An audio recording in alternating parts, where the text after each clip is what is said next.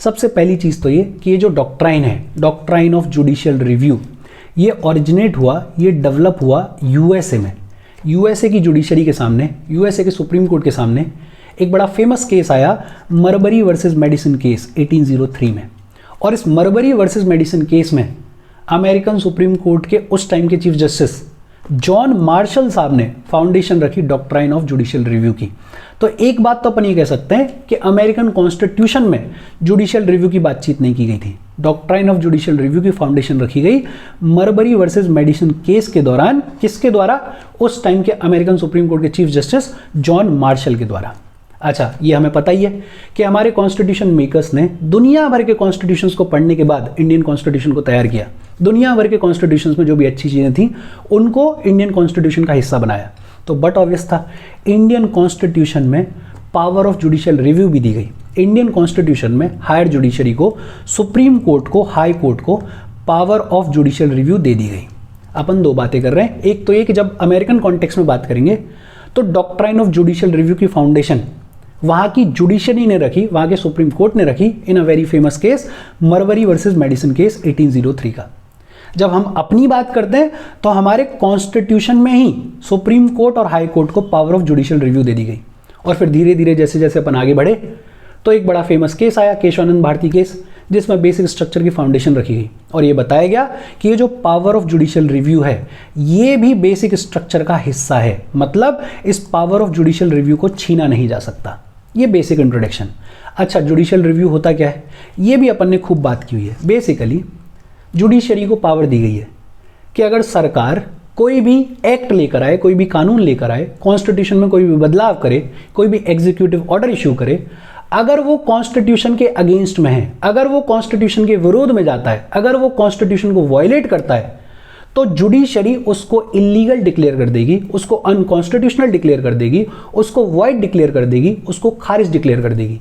और अगर जुडिशरी ने ऐसा कर दिया तो वो एक्ट, वो कानून, वो एग्जीक्यूटिव ऑर्डर, वो अमेंडमेंट वहीं के वहीं खत्म हो जाएगा, लागू नहीं होगा। वही लिखा हुआ है, judicial review it is the power of judiciary to examine the constitutionality of legislative enactments and executive orders of both central and state governments, and if it is violative of constitution, वो act, वो amendment, वो executive order अगर constitution को violate करता है तो it can be declared as illegal, unconstitutional and invalid। Basic बातचीत। एक बड़े फेमस सुप्रीम कोर्ट के जज हुए जस्टिस सैयद शाह मोहम्मद कादरी। मोहम्मद कादरी साहब ने जुडिशियल रिव्यू को 3 कैटेगरीज में क्लासिफाई किया, 3 कैटेगरीज में डिवाइड किया। बेसिकली कादरी साहब ने बताया कि वो 3 केसेस कौन से हैं जब जुडिशरी अपनी जुडिशियल रिव्यू की पावर को एक्सरसाइज करती है। पहला, कॉन्स्टिट्यूशनल अमेंडमेंट्स। कॉन्स्टिट्यूशन में कोई अमेंडमेंट किया गया है, कोई बदलाव किया गया है, कोई चेंज किया गया है, तो जुडिशरी बैठेगी, चेक करेगी कि कहीं ये अमेंडमेंट कॉन्स्टिट्यूशन के विरोध में तो नहीं जाता।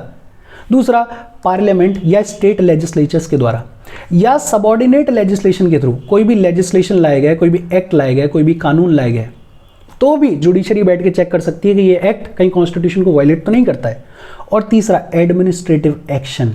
यूनियन या स्टेट के अंडर काम करने वाली किसी भी अथॉरिटी के किसी भी एडमिनिस्ट्रेटिव एक्शन, किसी भी एग्जीक्यूटिव ऑर्डर की वजह से अगर कॉन्स्टिट्यूशन वायलेट होता है तो उसको भी जुडिशली रिव्यू किया जा सकता है। बेसिकली ये वो 3 सिनेरियोज हैं जब जुडिशरी अपनी जुडिशियल रिव्यू की पावर को एक्सरसाइज करती है। और over the period of time हमने देखा है कि बहुत सारे केसेस में सुप्रीम कोर्ट ने, जुडिशरी ने अपने जुडिशियल रिव्यू की पावर को एक्सरसाइज किया है। जैसे गोलकनाथ केस, इसके बारे में अपन ने बहुत डिटेल में बात की हुई है। हेनरी गोलकनाथ, विलियम गोलकनाथ दोनों भाई थे, लैंड डिस्प्यूट का केस था और गोलकनाथ केस में जुडिशरी ने अपने जुडिशियल रिव्यू की पावर को एक्सरसाइज किया। फिर बैंक नेशनलाइजेशन केस, जिसको अपन आरसी कूपर केस भी बोलते हैं, इस पर भी अपन ने बहुत ढंग से बात की हुई है। इंदिरा गांधी गवर्नमेंट ने जब 14 बैंक्स को नेशनलाइज किया तो कोर्ट पहुंच गए लोग, उसको अपन बोलते हैं बैंक नेशनलाइजेशन केस या आरसी कूपर केस। और अपने को याद होगा कि इस केस में सुप्रीम कोर्ट ने मैडम गांधी की गवर्नमेंट के अगेंस्ट में वर्डिक्ट दिया था। प्रीवी पर्स अबॉलिशन केस, ये भी 1970 का है, इसको माधवराव सिंधिया केस भी बोलते हैं। जब मैडम गांधी ने प्रीवी पर्स, जो राजा महाराजाओं को प्रीवी पर्स जाया करता था, उसको अबॉलिश किया, तो उसके अगेंस्ट में माधवराव सिंधिया, ज्योतिरादित्य सिंधिया एमपी वाले, उनके ग्रैंडफादर थे, वो कोर्ट पहुंचे और इस केस में भी इंदिरा गांधी की गवर्नमेंट के अगेंस्ट में वर्डिक्ट दिया गया था। फिर the very famous Kesavananda Bharati case 1973, जिसमें बेसिक स्ट्रक्चर की फाउंडेशन रख दी गई। मिनर्वा मिल्स केस, इन सभी केसेस में जुडिशरी ने अपने जुडिशियल रिव्यू की पावर को एक्सरसाइज किया? 2015, ये भी अपन ने पढ़ा हुआ है। सुप्रीम कोर्ट ने 99th constitutional amendment act, national judicial appointment commission act 2014 को अनकॉन्स्टिट्यूशनल डिक्लेयर किया, ये कह के कि ये जुडिशरी के इंडिपेंडेंस पे अटैक है। ये सारे केसेस हैं, इनके अलावा भी कई केसेस हैं जहां जुडिशरी ने अपने जुडिशियल रिव्यू की पावर को एक्सरसाइज किया। ये हो गया बेसिक मीनिंग, इंट्रोडक्शन। सवाल आता है कि इंपॉर्टेंस क्या है जुडिशियल रिव्यू की, और 3 कॉन्टेक्स्ट में इंपॉर्टेंस को देखा जा सकता है। पहला, to uphold the principle of supremacy of the constitution. Constitution supreme है, कॉन्स्टिट्यूशन सबसे ऊपर है। अब कॉन्स्टिट्यूशन के साथ में छेड़खानी ना हो, कॉन्स्टिट्यूशन का जो बेसिक स्ट्रक्चर है उसको ना बदला जाए, कहीं सरकार के पास में अनचेक्ड पावर ना चली जाए कॉन्स्टिट्यूशन को बदलने के कॉन्टेक्स्ट में। कॉन्स्टिट्यूशन बना रहे, कॉन्स्टिट्यूशन की सुप्रीमेसी बनी रहे, उसके लिए बेहद ज़रूरी है कि जुडिशरी देखती रहे कि कहीं कॉन्स्टिट्यूशन के साथ में ऐसी छेड़खानी तो नहीं की जा रही है जिसकी वजह से कॉन्स्टिट्यूशन की सुप्रीमेसी खत्म हो जाए। तो जुडिशियल रिव्यू यहाँ इंपॉर्टेंट है। टू मेंटेन फेडरल इक्विलिब्रियम, हमारे यहाँ पे फेडरलिज्म को स्टैब्लिश किया गया है। पावर शेयरिंग का कॉन्सेप्ट है, सेंटर और स्टेट गवर्नमेंट्स के बीच में पावर को शेयर किया जाता है। अगर अनचेक्ड पावर दे दी जाए तो सेंटर तो सारी पावर अपनी तरफ खींच लेगा और फेडरल स्ट्रक्चर को डिस्टर्ब कर देगा। ऐसा ना हो उसके लिए बेहद ज़रूरी है जुडिशियल रिव्यू की पावर। और तीसरा, to protect the fundamental rights of the citizens. Citizens democracy में बड़ा इंपॉर्टेंट रोल प्ले करते हैं, और सिटीजन्स के फंडामेंटल राइट्स के साथ में छेड़खानी ना हो, वो फंडामेंटल राइट्स बने रहें, उनको वायलेट ना किया जाए, उनको छीना ना जाए, और अगर छीना जाए तो उसको चेक करने के लिए बेहद ज़रूरी है जुडिशियल रिव्यू की पावर। बेसिकली ये वो 3 सिनेरियोज हैं जिसके लिए जुडिशियल रिव्यू की पावर दी गई है जुडिशरी को। एक तो कॉन्स्टिट्यूशन की सुप्रीमेसी बनी रहे, फेडरल इक्विलिब्रियम मेंटेन्ड रहे, इसको छेड़खानी ना की जाए, और सिटीजन्स को जो फंडामेंटल राइट्स दिए गए हैं उनको ना छीना जाए, वो बने रहें। उसके लिए बेहद ज़रूरी है जुडिशियल रिव्यू।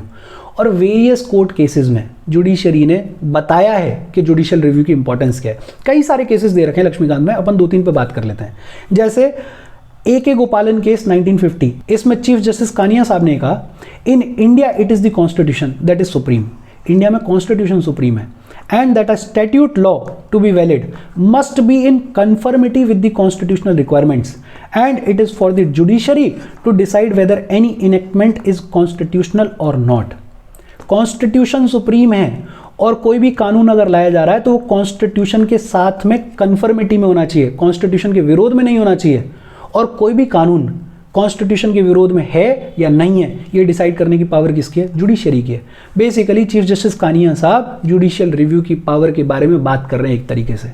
इसके अलावा जस्टिस खन्ना ने केशवानंद भारती केस में कहा, as long as some fundamental rights exist and are a part of constitution, the power of judicial review has also to be exercised with a view to see that the guarantees afforded by these rights are not contravened। Basically ये कह रहे हैं कि जब तक fundamental rights exist करते हैं constitution में, तब तक जुडिशियल रिव्यू की पावर भी एग्जिस्ट करती है, जुडिशियल रिव्यू की पावर को भी एक्सरसाइज किया जा सकता है।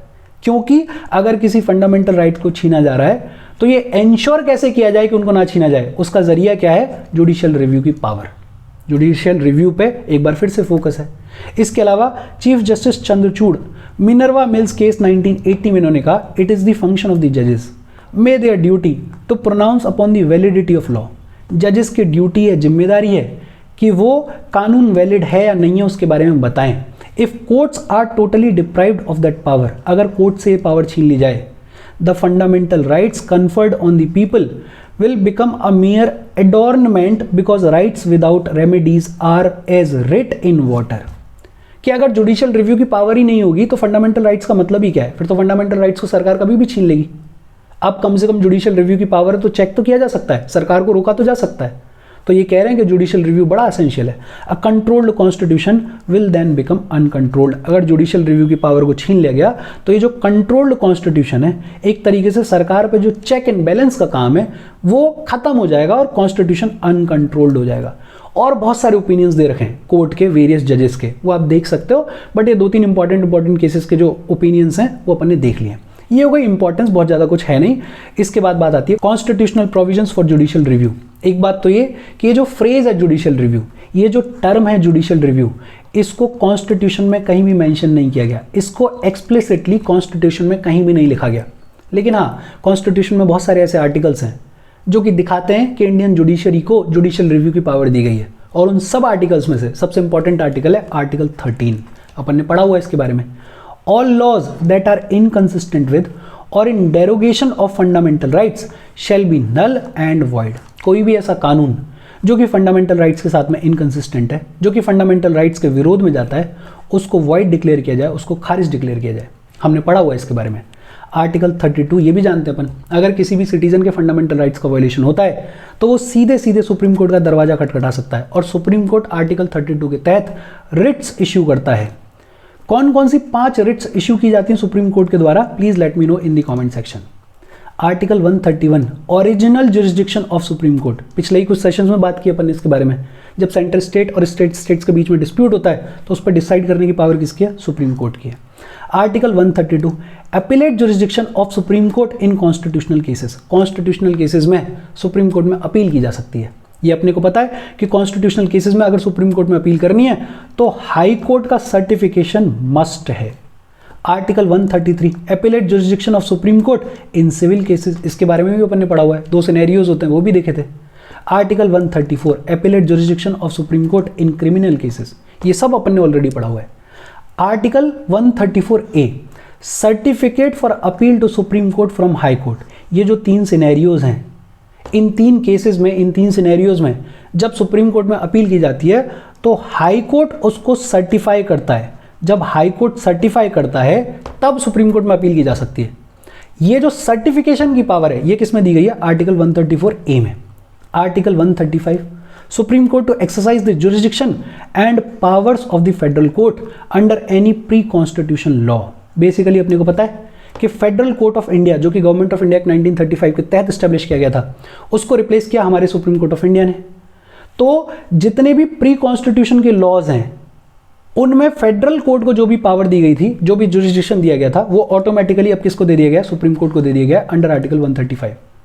आर्टिकल 136 सुप्रीम कोर्ट को स्पेशल लीव टू अपील की पावर है, ये भी अपन ने पढ़ी हुई है कि कोई भी केस, कैसा भी केस, किसी भी स्टेज का केस और देश के किसी भी कोर्ट में, किसी भी ट्राइब्यूनल में चल रहा हो, सुप्रीम कोर्ट चाहे तो परमिशन दे सकता है अपील करने की उसके अगेंस्ट में। ये सुप्रीम कोर्ट की स्पेशल पावर है, ये भी हमने देखा हुआ है। आर्टिकल 143 प्रेसिडेंट का एडवाइजरी जुरिस्डिक्शन, हमने बात की हुई है इसके बारे में। प्रेसिडेंट अगर चाहें तो कानून के किसी भी क्वेश्चन पे सुप्रीम कोर्ट का ओपिनियन मांग सकते हैं। आर्टिकल 143 2 सिनेरियोज होते हैं इसमें, इस पे अपन ने बात की हुई है। आर्टिकल 226 हाई कोर्ट्स की रिट्स इश्यू करने की पावर, और ये हमने पढ़ा हुआ है कि हाई कोर्ट्स की जो रिट्स इश्यू करने की पावर है वो सुप्रीम कोर्ट के कंपैरिजन में वाइडर है। हाई कोर्ट्स किसी भी पर्पस के लिए रिट्स इश्यू कर सकते हैं, सुप्रीम कोर्ट सिर्फ फंडामेंटल राइट्स के वायलेशन के केस में रिट्स इश्यू कर सकते हैं। Article 227 high courts have the power of superintendence over all courts and tribunals with in their respective territorial jurisdiction. Basically Rajasthan का हाई कोर्ट है, तो राजस्थान में जितने भी और सबऑर्डिनेट कोर्ट्स हैं, जितने भी ट्राइब्यूनल्स हैं, उन पर निगरानी, उन पर पावर ऑफ सुपरिटेंडेंस किसके पास में, राजस्थान हाई कोर्ट के पास में। ये कौन कह रहा है, आर्टिकल 227। लेकिन हाँ, मिलिट्री कोर्ट्स और मिलिट्री ट्राइब्यूनल्स पे ये पावर ऑफ सुपरिटेंडेंस एक्सटेंड नहीं होती है। इसके अलावा आर्टिकल 245 पार्लियामेंट या स्टेट लेजिस्लेचर के द्वारा कोई भी कानून बनाया जाएगा तो उसका टेरिटोरियल एक्सटेंड कितना होगा उसकी बात की गई है आर्टिकल 245 में। आर्टिकल 246 3 लिस्ट है, एक यूनियन लिस्ट है, एक कॉन्करेंट लिस्ट है, एक स्टेट लिस्ट है। कौन सा सब्जेक्ट किस लिस्ट का हिस्सा है उस सब की बातचीत, उस सब से डील कौन करता है, article 246 subject matter of laws made by parliament and by the legislature of states. Article 251 and 254 अगर सेंट्रल लॉ, कॉन्करेंट लिस्ट पर अपन ने देखा हुआ है कि कॉन्करेंट लिस्ट के सब्जेक्ट्स पे सेंटर भी कानून बना सकता है, स्टेट भी कानून बना सकता है, लेकिन अगर दोनों के बीच में कॉन्फ्लिक्ट होता है तो सेंटर का लॉ प्रिवेल करेगा ओवर द स्टेट लॉ, ये अपन ने पढ़ा हुआ है। और article 372 deals with the continuation in force of the pre constitution laws. Pre constitution जो भी लॉज थे वो कंटिन्यूड रहेंगे, फोर्स में रहेंगे, ये बात की गई आर्टिकल 372।